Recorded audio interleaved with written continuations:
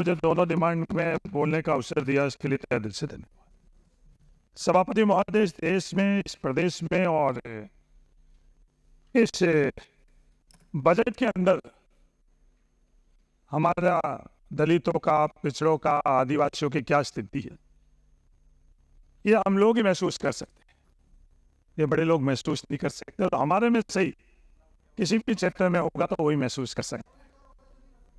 ओम प्रकाश वाल्मीकि जी ने ये दर्द, जो बहुत क्रांतिकारी कवि थे, उन्होंने ये दर्द अपनी कविता के अंदर से बयां किया, और वही पूरा का पूरा इस बजट के अंदर जब पढ़ने के लिए, एक दफे नहीं कई दफे पढ़ा, मैं कम पढ़ा जरूर, सिर्फ मैं पोस्ट ग्रेजुएट हूँ, क्योंकि इससे आगे भी पढ़ाई होती है, डॉक्टरेट होती है, इससे आगे भी पढ़ाई होती है।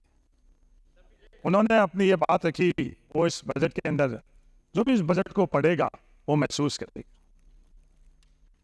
चूल्हा मिट्टी का, मिट्टी तालाब की, तालाब ठाकुर की, भूख रोटी की, रोटी बाजरे की, बाजरा खेत का, खेत ठाकुर का, बैल ठाकुर का, हल ठाकुर का, हल की मूठ पर हथेली अपनी, फसल ठाकुर की, कुआं ठाकुर का, पानी ठाकुर का, खेत खलियान ठाकुर के, गली मोहल्ले ठाकुर के, फिर अपने क्या गांव, शहर, देश, क्या है हम लोगों का?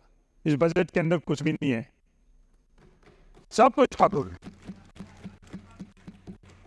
सभापति महोदय, हर क्षेत्र के अंदर हम लोगों के साथ भेदभाव किया जाता, हम लोगों को कुचला जाता है, उसके बावजूद भी हमारे दर्द बयां करते हैं तो इस पर हंसी उड़ाई जाती। ये विडंबना है।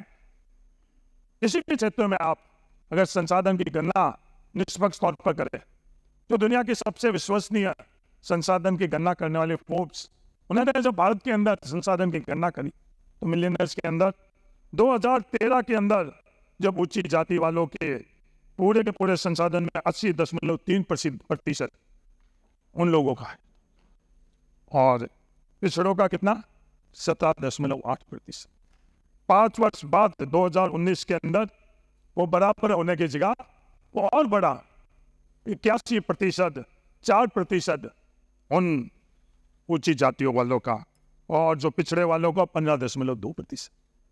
वो रफ्तार अगली बार जब चोट पड़ी, जब वोट की चोट अगली बार हम लोगों को वापस पड़ी पिछड़ों को, तो वो और तेज गति से, जो आखिरी के अंदर जो आंकड़े आए 2022 के अंदर 78.4%, और पिछड़ों का कितना, 9%।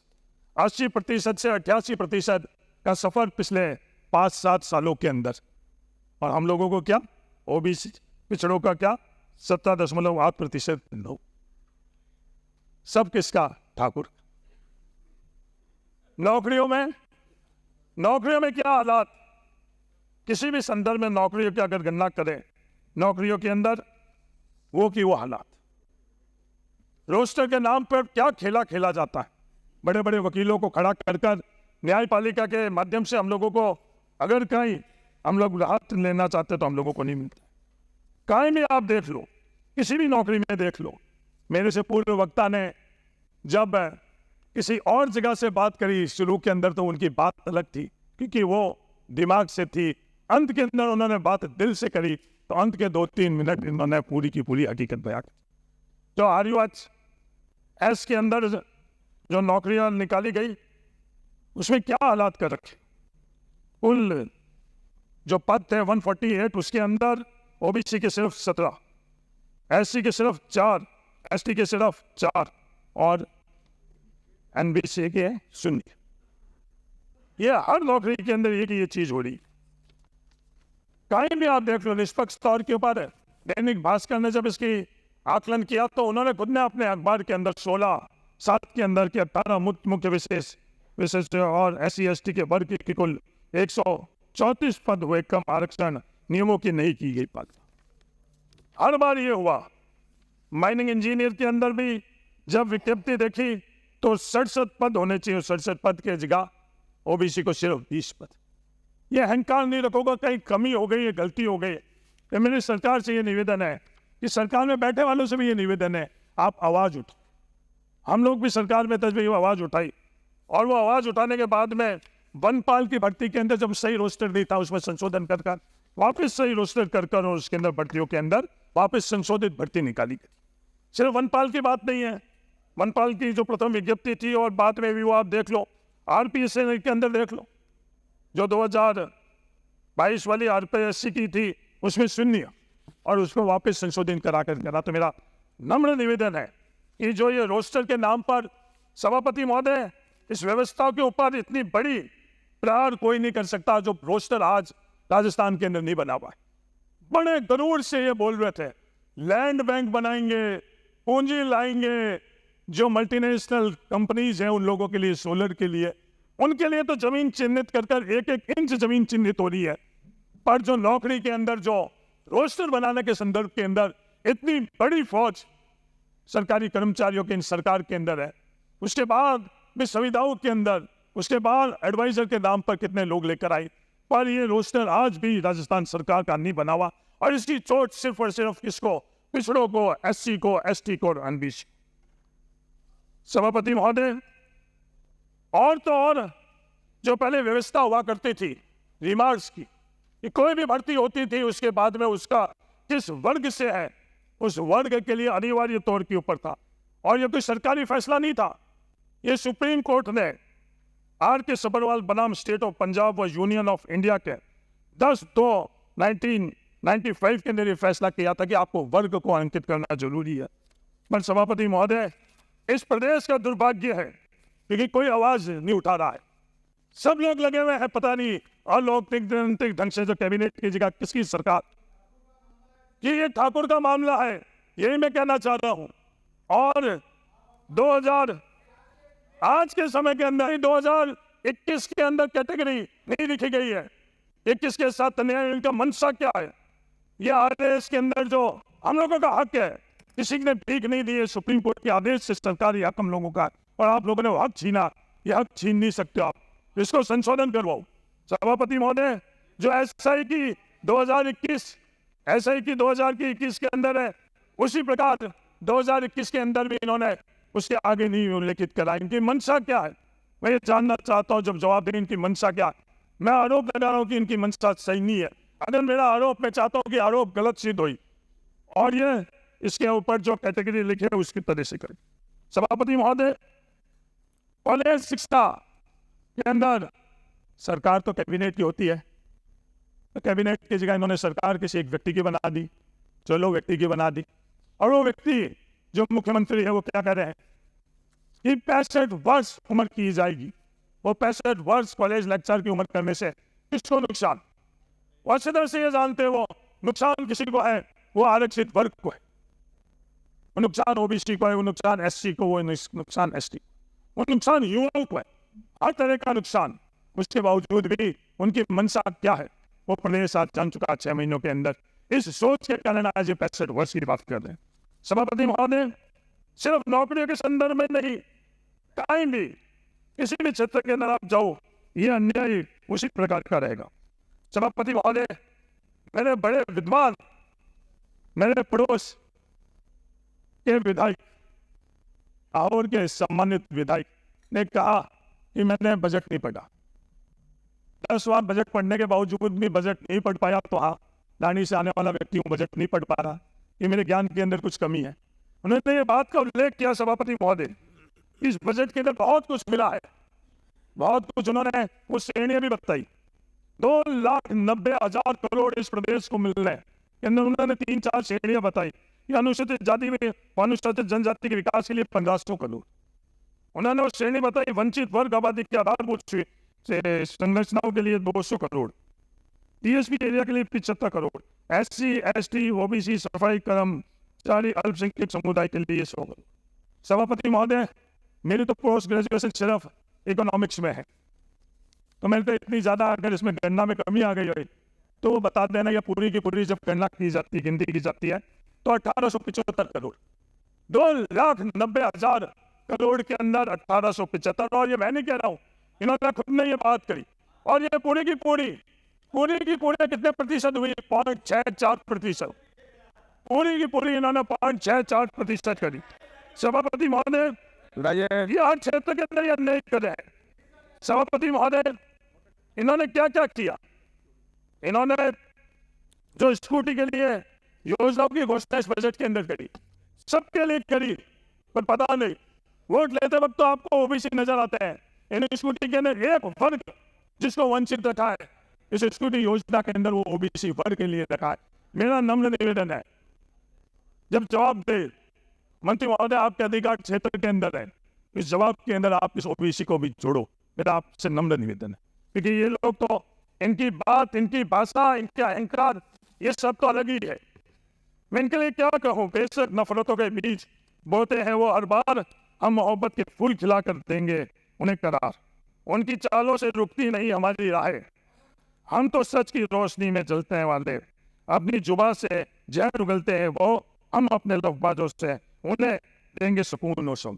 वो और वो उनके पीछे कई तालियां बजाने वाले टेबले भी बजा रहे, उनको ये पता नहीं है। उन लोगों को सिर्फ वोटों के वक्त ओबीसी के अंदर कैसे दूरियां पैदा हुई, मूल ओबीसी और ओबीसी के अंदर, उस वक्त तो मूल ओबीसी याद आ रहे। उन्होंने ओबीसी पूरे वर्ग को, एससी वर्ग को, एसटी वर्ग के लिए साथ अन्याय हो रहा है, उस वक्त उनको उनके विरोध के अंदर तालियां बजाने के अलावा कुछ महसूस नहीं हो रहा है। ये इस तरह की लोगों की सोच है।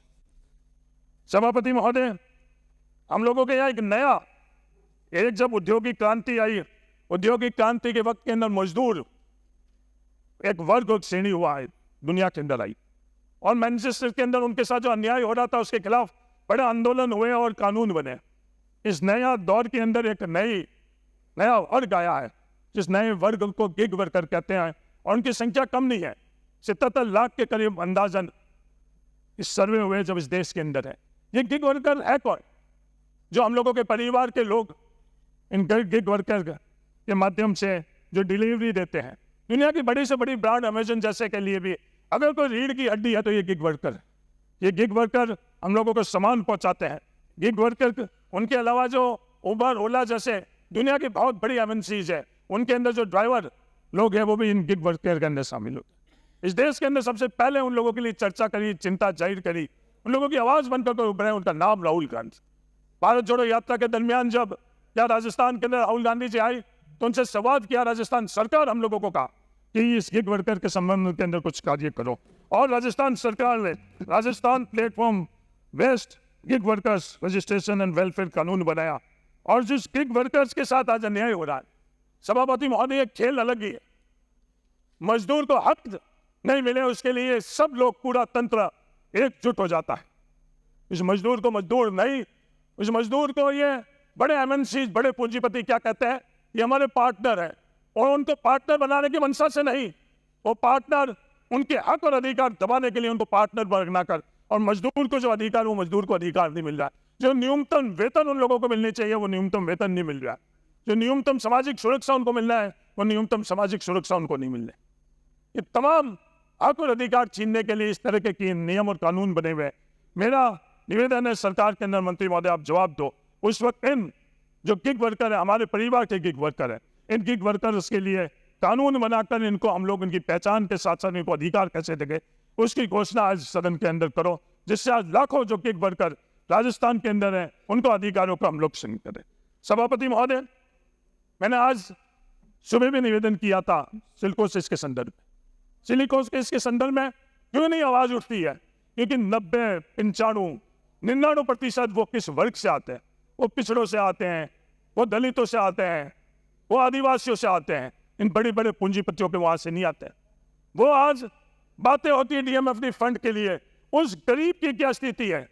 पिछले सप्ताह के अंदर में पाटौदी के अंदर एक मजदूर के वहां, वो आज सिलिकोसिस के कारण सभापति महोदय खुद सांस तक नहीं ले पा रहा है। जो कोविड के वक्त के अंदर बड़े बड़े लोगों के वहां जो ऑक्सीजन प्लांट लगे रहते थे, उस गरीब के वो उस ऑक्सीजन प्लांट के माध्यम से वो सांस ले रहा है।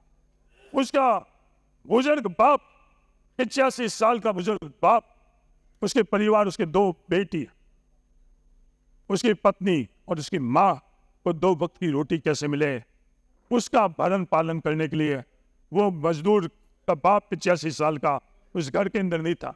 हम सबके माता पिता उस उम्र के अंदर घर में जितना हम लोगों से बन पाता है उनकी सेवा करते हैं, उनको संसाधन हम मुहैया करते हैं। और उसकी मजबूरी कि वो सिलिकोसिस के बीमार होने के कारण आज 85 वर्ष के अंदर अगर वो मजदूरी में नहीं जाए तो उसका घर के अंदर 2 टाइम का चूल्हा नहीं चले। पूरा 1 साल से ज्यादा हो गए हैं। आप दोषारोपण लोगे, ये कांग्रेस करोगे, बीजेपी करोगे, इधर के पक्ष की बात करोगे, विपक्ष की बात करेंगे, पर उस गरीब का चूल्हा कांग्रेस बीजेपी नहीं देखता है, उस गरीब की थाली कांग्रेस बीजेपी नहीं देखती, पक्ष ना पक्ष नहीं देख रही है। वैसे सिलिकोसिस से बीमार होने वालों के लिए हम लोग कोई भी और प्राथमिकता नहीं है। सबसे पहले कोई प्राथमिकता है उस मजदूर के अंदर भी, जो आज सबसे बड़ा मिनरल के डिपॉजिट का है पूरे देश के अंदर, सबसे ज्यादा राजस्थान में, उसके ऊपर कितना खेला खेला जा रहा है, कितना विवाद हो रहा है, क्या क्या संसाधन की लूट हो रही है, पर उस गरीब मजदूर की लिए हम लोगों के पास न्यूनतम जो हम लोग उसको दे रहे हैं 3 लाख रुपए, बीमार होने के बाद में 1 साल हो गया, उन गरीब लोगों को नहीं मिल रहा। सभापति महोदय, मेरा आपसे यही निवेदन है, ये तमाम जो इस बजट के अंदर ये सब हालात बने हुए हैं, बड़े बड़े महलों के लिए, ठाकुरों के लिए तो बहुत कुछ है। आज अरे साहब, ये रिफाइनरी कौन खा गया? ये रिफाइनरी कौन खा गया है वो भी पता है। चिल्लाना हिम्मत हो तो जाकर ये बात कर लो, ये करना जो कर ले, हिम्मत है कर लो, समझ तरह कर लो। ये आवाज मजदूर की, ये आवाज पिछड़ों की, ये तमाम लोग इकट्ठे हो जाए, ये आवाज दबा नहीं सकते हैं। सभापति महोदय, ये हरीश चौधरी एमएलए और वोट के लिए डर कर इन लोगों का आगे नहीं चुकेगा। हम लोग राजनीतिक ताकत के लिए इन लोगों का आगे नहीं घिसेंगे। ये अपने आप भी खड़े हो रहे हैं, कितना भी खड़े हो जाए, ये आवाज ये दबा नहीं सकते हैं, मजदूर की आवाज नहीं दबा सकते, पिछड़ों की आवाज नहीं दबा सकते हैं। धन्यवाद। जय हिंद। रामराज।